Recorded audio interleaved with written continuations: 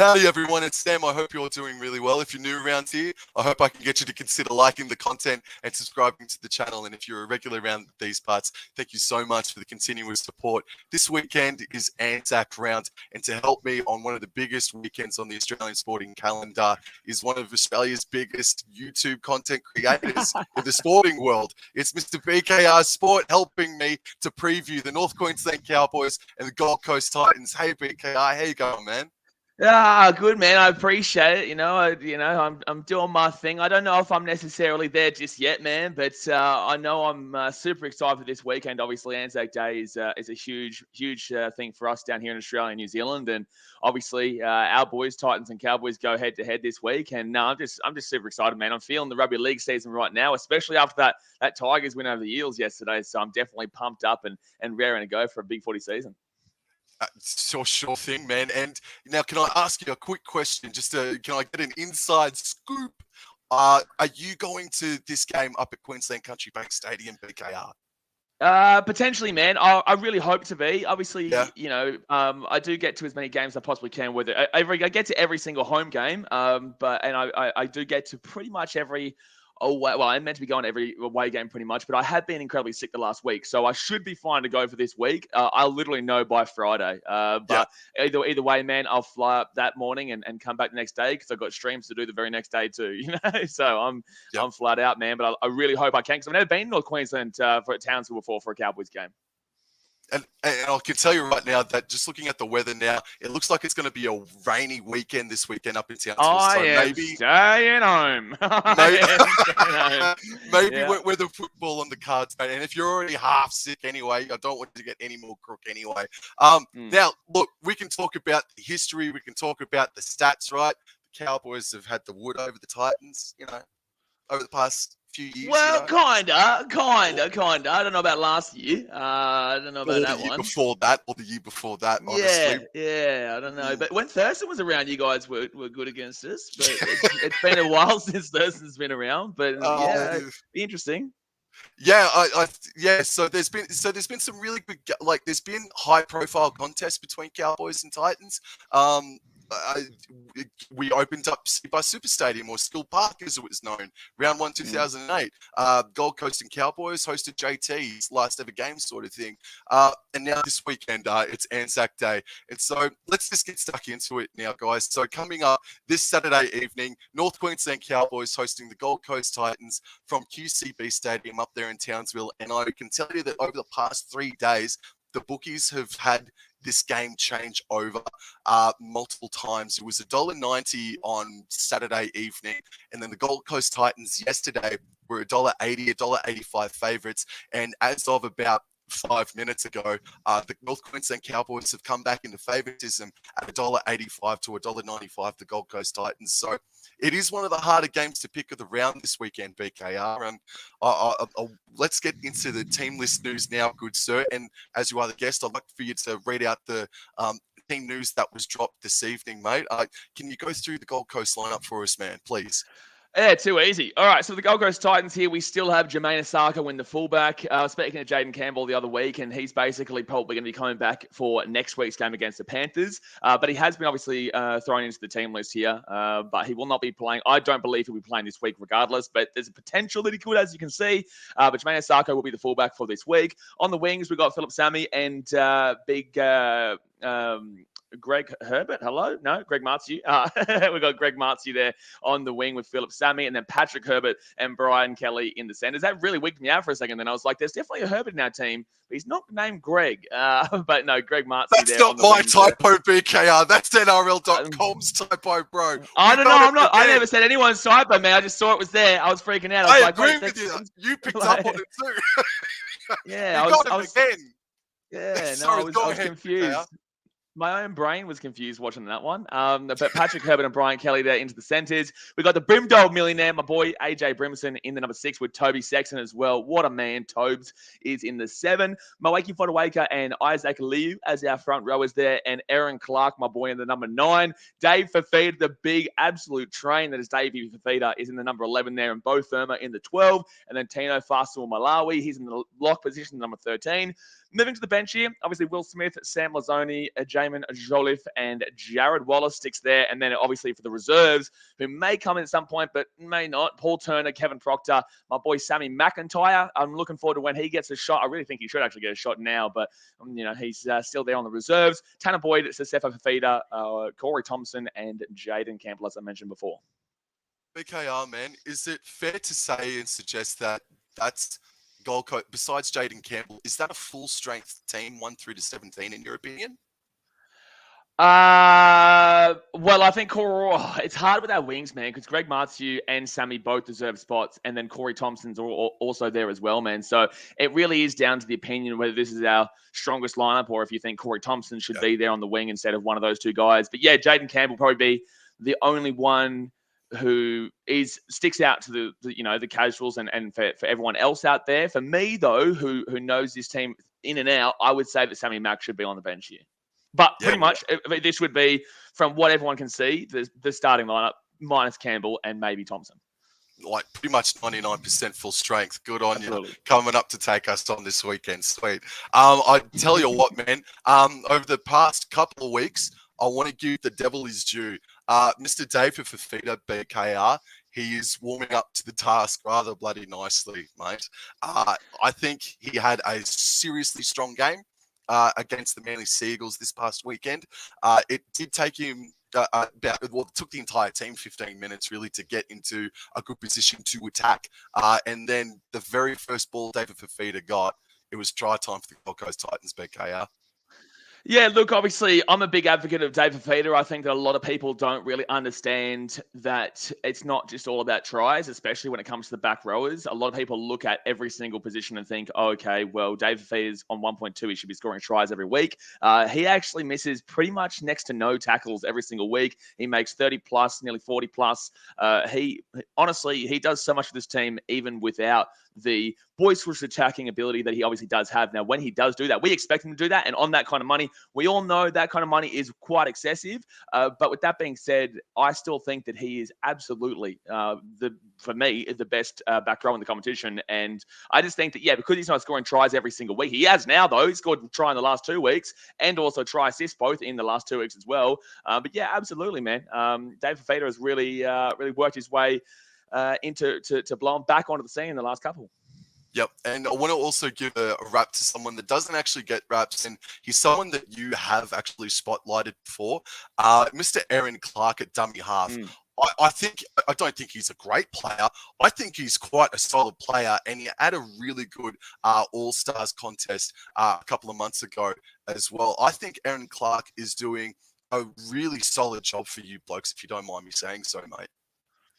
Look, Aaron's actually, he's a mate of mine, and I love what he actually provides for this team as well. As much as someone can be a friend, I always also say that if I don't think you're playing well, I'm going to tell him, because it's harsh love, man.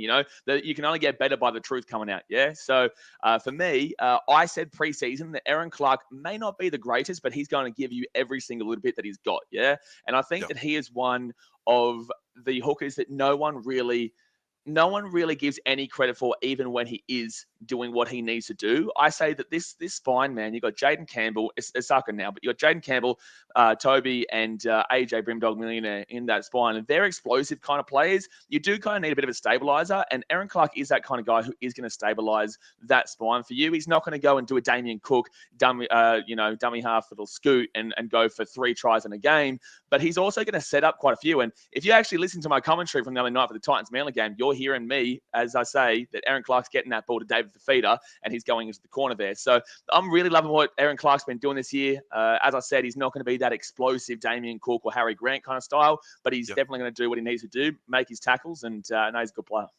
And just one other player that I'd like to highlight from the Gold Coast Titans, and he's a man that we sort of touched on when we met in person when you came down to GIO Stadium. I don't mean to remind you of that, but we touched on Mwedi Fodawaker.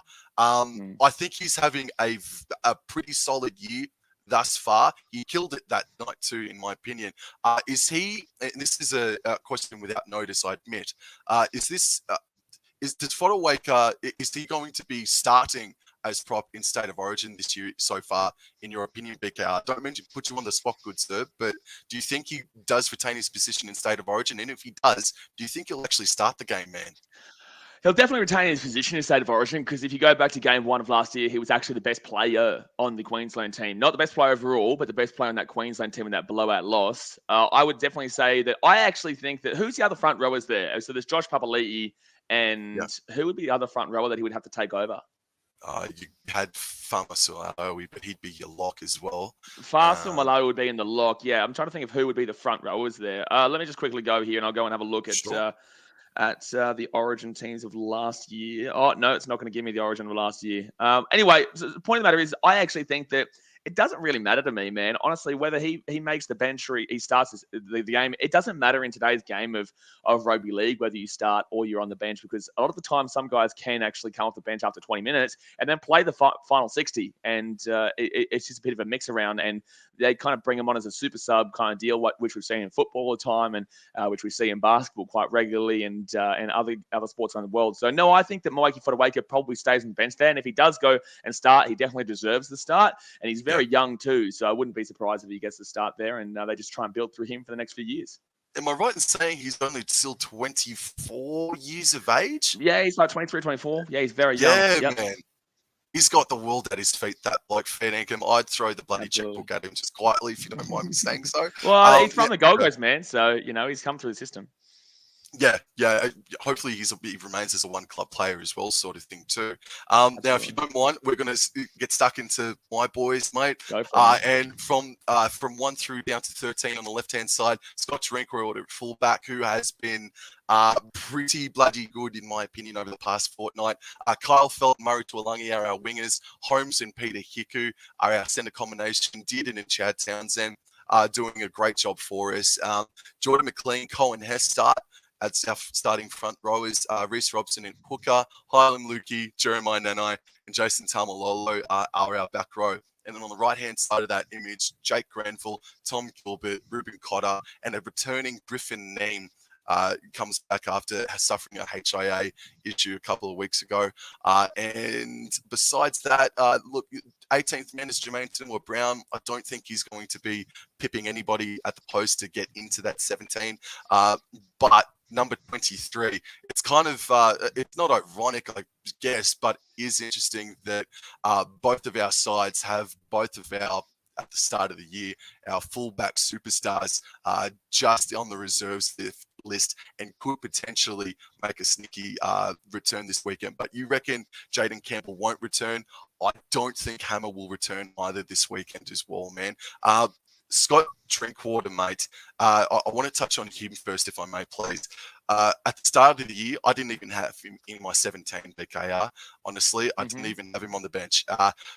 I think it was because of his defense. I think he found himself floundering at times in 5'8" last year. And now, over the past 2 weeks, he has brought creativity that Hammer Tabuai-Fidow was not bringing, not taking anything away from all the good things Hammer's done to start the year. But Scott Drinkwater, man, has offered a fresh dimension to the Cowboys over the past couple of weeks, man. Yeah, look, I actually had Scott Drinkwater in my team of the week 2 weeks ago. I can't remember who that was against. I think it was against the Warriors when you guys lost 25-24. Yes, sir. And then I was close to actually putting him in my team a week again. I thought he actually had a good game against the Raiders as well. But there was just a lot of exceptional performances individually this round. I think that he has actually probably for me locked up that spot there. I think that he actually should be a fullback, and I think that Hamiso could actually move on to a wing position, like where he actually started. Hamiso was actually starting on the wing or in the centers as well. That's a big call there, but I think that Drinkwater provides probably a bit more of a stability in his attack as well. I think that Hamiso is.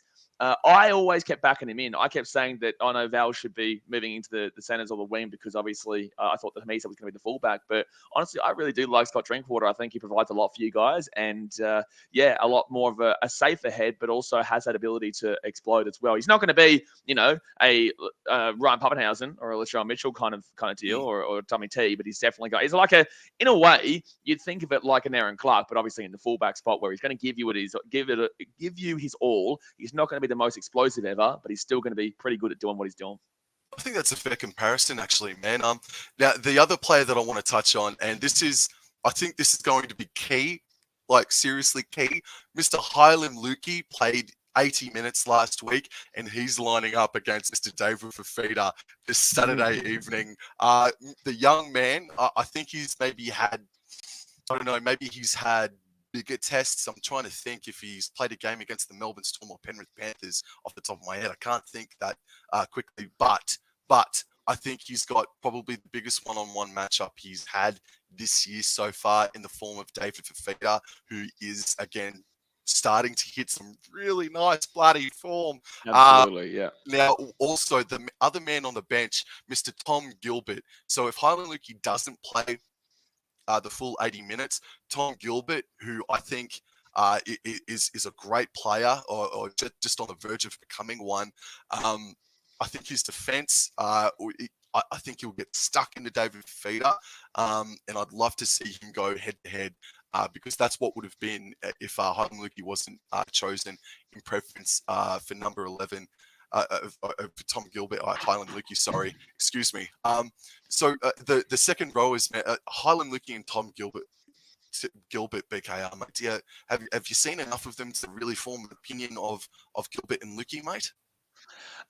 Look, I think that anyone going up against David Fafita is going to be, unfortunately, probably on the losing end of that battle. And I don't really, it doesn't really matter even if that's at the Penrith or if that's somewhere else. I don't think that anyone's going to be really coming through tops over David Fafita. But I think that, North Queensland are really, really bringing together a better forward pattern they've had in recent years. Recent years have been quite bland and quite boring, and it hasn't really kind of been going for them. That's why a lot of people actually had them, including me, as Wooden Spoons this year.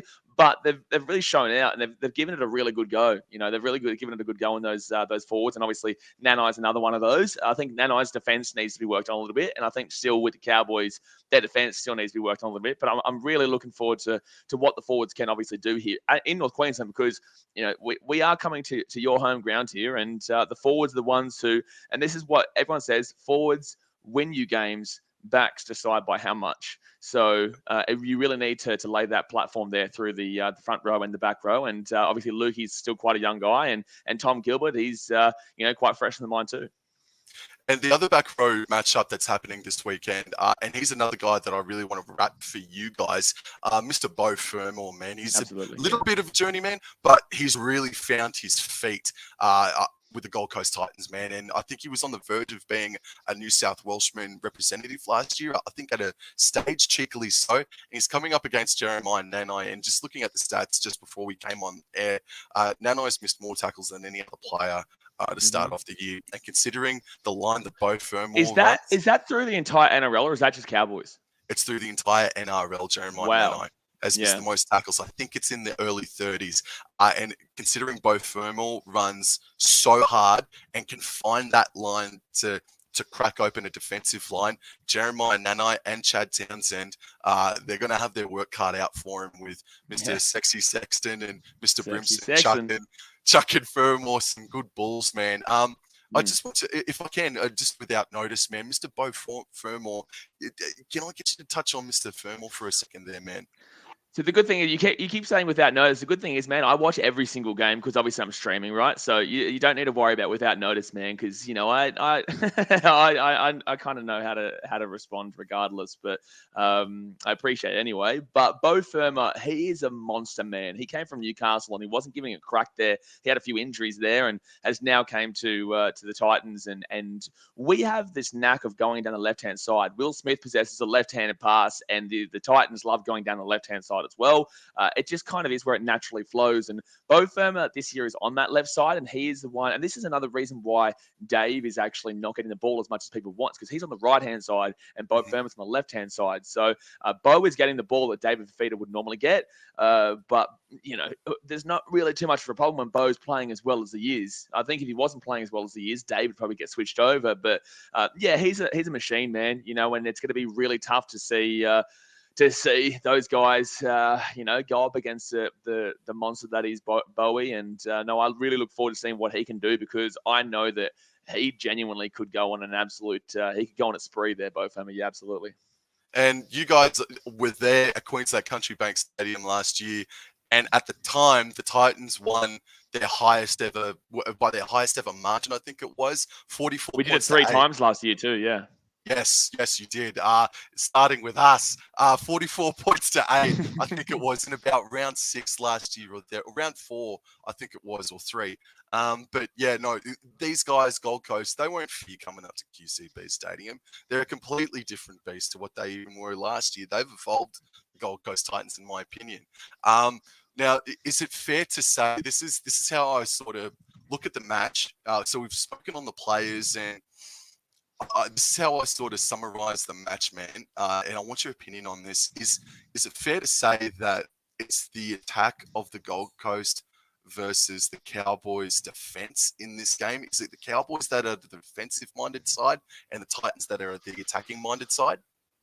I can see where you're getting at, because it's obviously not like the Cowboys or anything. And no offense here, man, but the Cowboys aren't exactly the craziest of scary attacks, in my opinion. Jeremiah Nanai has been terrifying this year. But with that being said, overall, you do look at Dearden and you do look at Townsend, and you don't exactly think explosiveness. You think kind of a lot more on the stability side of things, and they're both very similar. But then again, Dearden's been having a good year.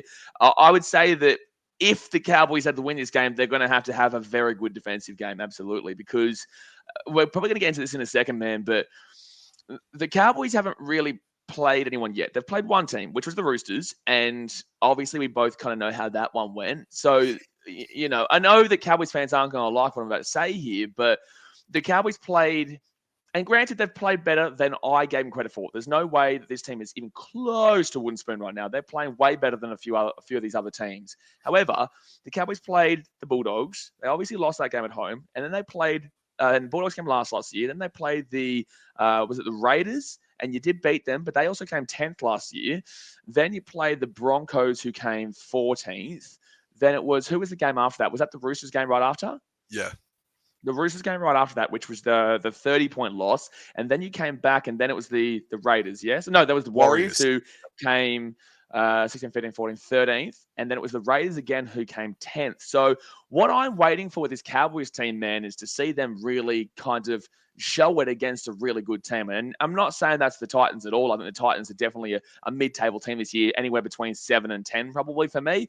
But that's the only worrying thing for me with this Cowboys team, is that when they've won, they've done it against bottom 8 opposition from last year. Obviously, the Titans, although they only just made the 8 last year, did make the 8, and they've got an explosive attack that a lot of these good sides obviously have been struggling with. The Eels gave up 28 points round 1. They gave up 20 points, nearly 20, 18 points or something like that in that massive comeback. Yeah, it was 20 points actually in that massive comeback the other week. And then Manly again basically giving up, if we had got 8 kicks, it would have been 24 points. But obviously that's a problem with Toby Sexton. So we're putting some points on the board against some good teams, man.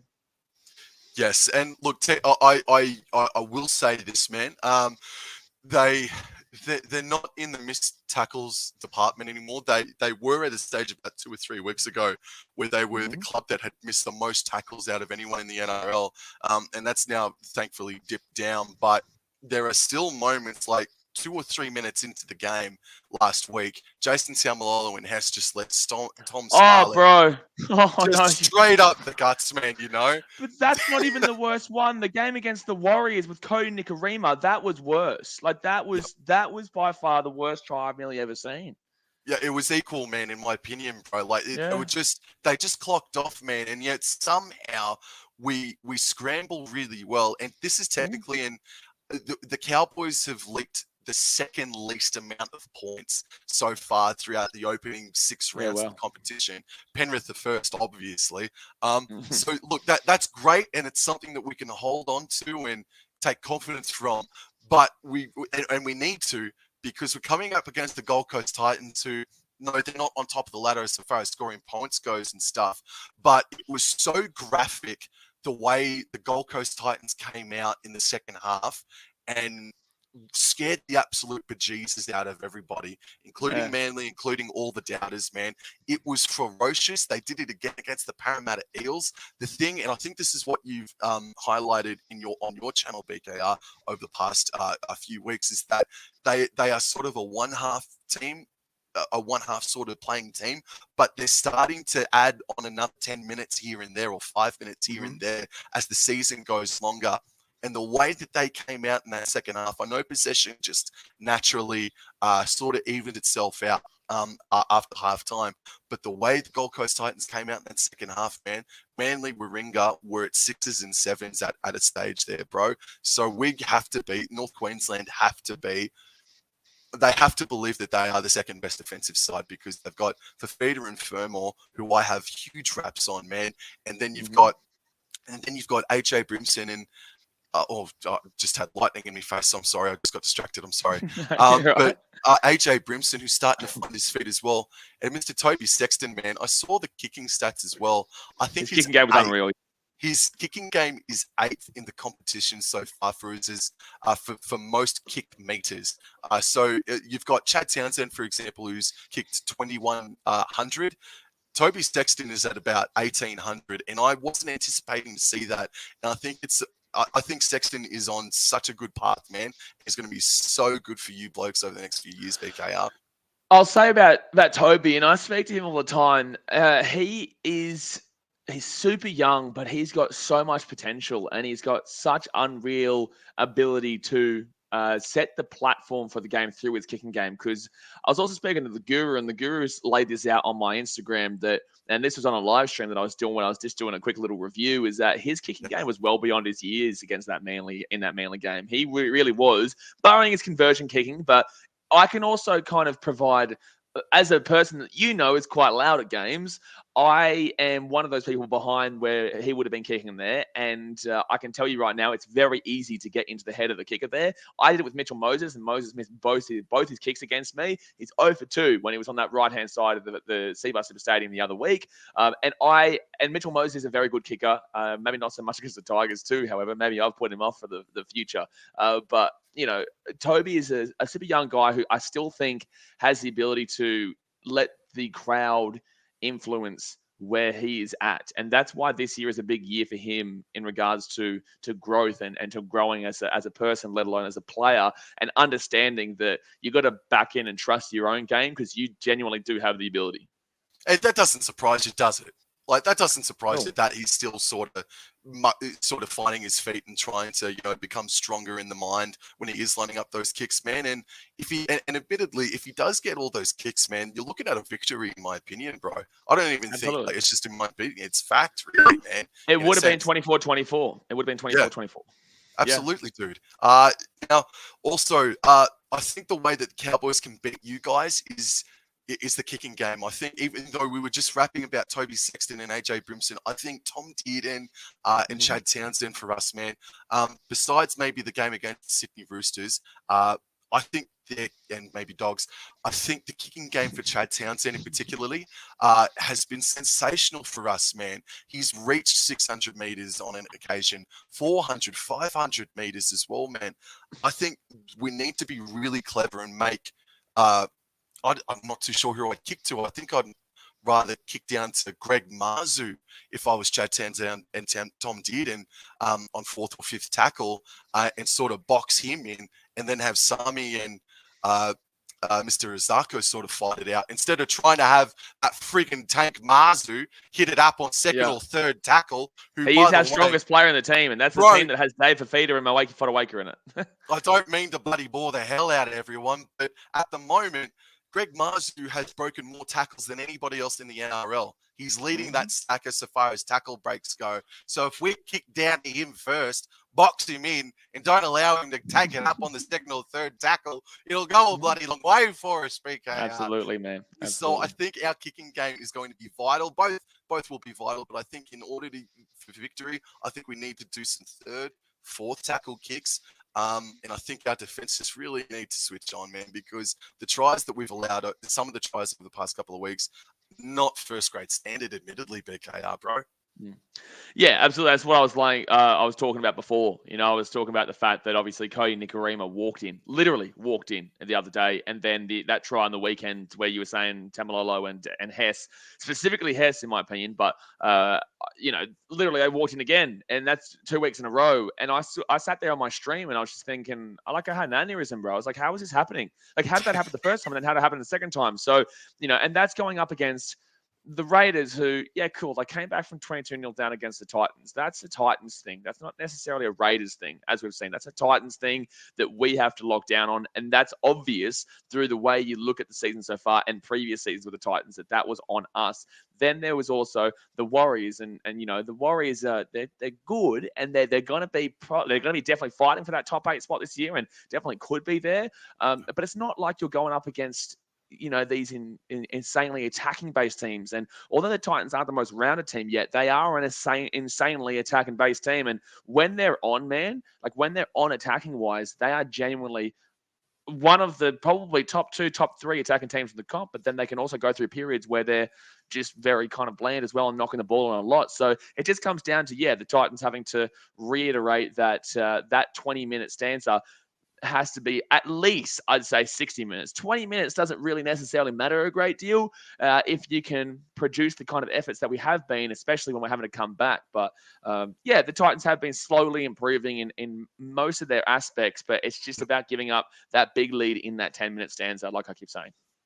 Now, what I want to just show here, decoy runs. This is something that really stunned me, that decoy runs, the Gold Coast Titans are the second highest team so far as that stat goes. I hope you can see that there, BKR.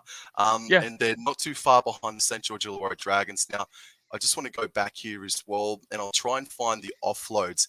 I thought this was kind of indicative and really reveals a lot. Oh, that's the players, I'm sorry. So they run the most decoy plays of any other club in the NRL so far this year, the Gold Coast. But as far as offloads go, man, I was sort of surprised to see this.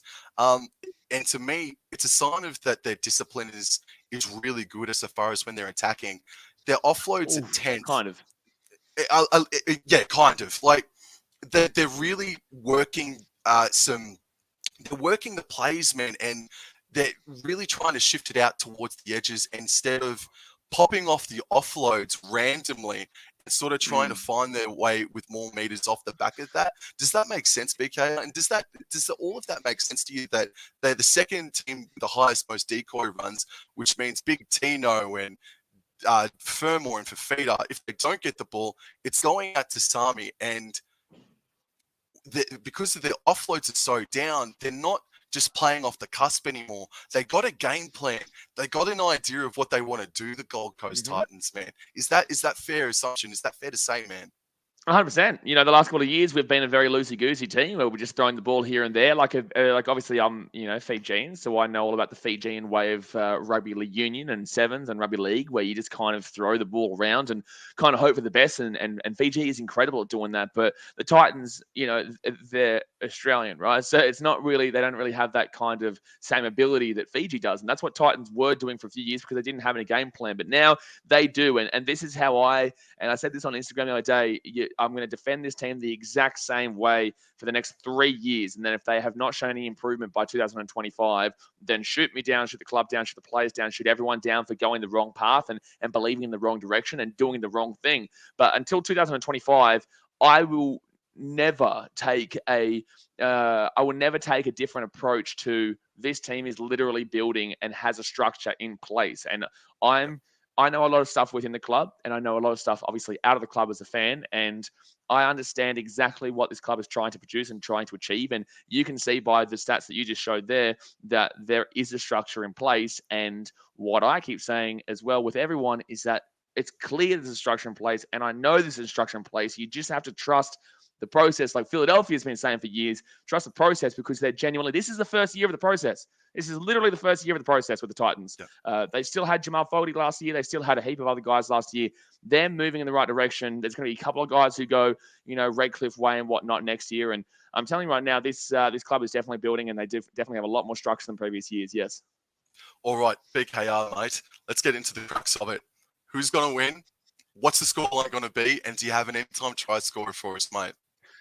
You're not going to like my prediction, but you're not going to like my prediction. Oh, but bring it, bro. Okay. So I could easily see myself being wrong here yet again. I could easily see it. I could easily see the Cowboys giving us a good go, but I definitely am. I'm a firm solid believer in that we're going to get a good win here. I feel like I'm very confident that we're going to get a good win here. And the reason being, from what I've outlined, is that the Cowboys, when they've come up against a team that it's going to go full blast at you, they have struggled this year. And that was the Roosters and even the Warriors. And then obviously they lost that game, the Warriors too, 25-24. Those two teams right there, they're a team that you obviously, even though the Roosters have their own problems and the Warriors have their problems too, they're teams that you kind of don't want to dilly-daddle around. And the Titans aren't a team that you want to dilly-daddle around as well, because when you do, they will pump 4 tries on you in 10 minutes, and that's what we saw. That's what we've seen multiple times this year, right? So I'm pretty confident in a win here, but I'm obviously still scared to say that, because the Tigers still did beat the Eels, and that shows you that any kind of upset can happen. And we've also seen that the bookies are favouring the Cowboys and whatnot. But it may seem like I'm biased. It doesn't really matter, man. I'm super confident. I'm going to go 38-6, man. Oh, strike me pink, 38-6. Yeah. Oh shit! Pull out. I'm sorry, the man. whiskey. I'm sorry, man. I'm sorry, and I could easily be shot down for this, but I'm super confident. Yeah. Who's is David Fafita scoring a double this weekend by them calculations? I think that if we're looking at scorers here, I'm going to go with Brimdog Millionaire. I think Brimdog Millionaire will get a try there. The number 6 there, AJ Brimson. I would say Fafita's going to score another try. Yeah, I would go with Fafita. I don't know about a double. I still think it could even be 38-12. I'll give you 12 points. Because I still think Jeremiah Nanai and the Cowboys can still probably score a couple of tries. But like I said, that score reflects how confident I am. And if I'm wrong, I'm wrong. It's not the first time I've been wrong before. But I really do believe in this week. We need more than bloody 12 points to beat you blokes this weekend, I'm telling you. I'm going to tip the North Queensland Cowboys. Of course, you have to. You have to do that, yeah. Of course, and I want to. If we win, it is not going to be a big win against the Gold Coast Titans, not in any way, shape, or form. It's going to. There could even be a field goal in it, to be honest with you. I think Chad Townsend. I think he's going to slot a field goal for us, and I think I can see a 23 points to 22 victory to the North Queensland Cowboys. So I think we're in for a thriller this weekend, based off of me tipping Barrack for the Cowboys. I hope that you are closer to the scoreline than I am, is what I'll say. I do hope. I genuinely hope, because I am still a rugby league fan. As much as I love the Titans and as much as I believe in us this year, this week and this year, I am still a rugby league fan that wants to see a close game. Obviously, I don't want you guys to win, but I would love for your score prediction to be a lot closer than mine. But and just sorry to interrupt you, man, but just to ensure people understand that these games, for us, we've never really had close games between our two clubs. I'll go quickly through our history. Obviously, last year, we all know how last year went down. That was 2 games that were pretty significantly in favour of the Titans last year. But history-wise, obviously, we won 36-14 at Seabus. We won 44-10 as well up in North Queensland. We beat you 30-10 back in 2020, but you guys also beat us 36-6. Then there was the closest one that we've had in a long time was 6-4 at Seabus, like dead set 3-4 years ago. But then we go back again, 28-14 the Cowboys. But that's all the way back at Thurston. So you can't really look at those years. So in recent years, man, the last 3 out of 3, well, the last 3 times we've won by 20 points, 36 points, and 22 points. Yep, and you're right. So that's why I'm saying that. Yeah, and off the top of my head, man, it's just they traditionally have not been close games, have they? Cowboys and Titans games. There's only just a handful. But I do think I think we're in for a really entertaining game. It's one of the games of the round, in my opinion, as well. I know Dragons and Roosters and Storm and Warriors. That's ANZAC Day. That's the big thing. But I can personally, I don't mean to get ourselves sidetracked, but those 2 games I can see sort of being 13+ blowout scores. But I think. Just this tip or this game going into the game, man. I think it's kind of hard to tip. I know you're super confident in your team, and so you should be, and you're allowed to be, sort of thing. But I think this is going to be one of the games around heading into round 7, man. So you're going for the Gold Coast Titans. I'm going for the North Queensland Cowboys. Mr. BKR, man, thank you so much for coming in and having a chat with me, mate. I feel like I could talk to you for the next hour and a half, but you're a busy bloody man, mate. Yeah, well, I'm literally streaming in 20 minutes to talk Yes. all over the NRL. So, you know, I'll go straight from this into that one too. Yep, cool. I hope I formed you up quite nicely for that stream too, Absolutely, bro. Man. Yeah, I hope we can do this again, mate. Thank you so much for your time. Everybody, please go and check out Mr. BKRSport's YouTube channel. The link is in the description below. And go Cowboys and go Gold Coast Titans with BKR. Everybody, I can't believe you just said that. You just said go Gold Coast Titans? I did say no for you. No for it. Oh, I'm clipping it. I'm clipping it and I'm putting it on Instagram. I'm clipping it and I'm putting it on Instagram. Anyway, have a very nice weekend, and it is ANZAC weekend, so everybody just make sure that you do, and how could you not remember those that have dug the well for us. Remember the diggers on Monday. It is the biggest week. It is the biggest day in Australia, full stop. So yeah, it is ANZAC Day, so it is all about them. Thank you so much, everybody, for tuning in. Adios, everybody.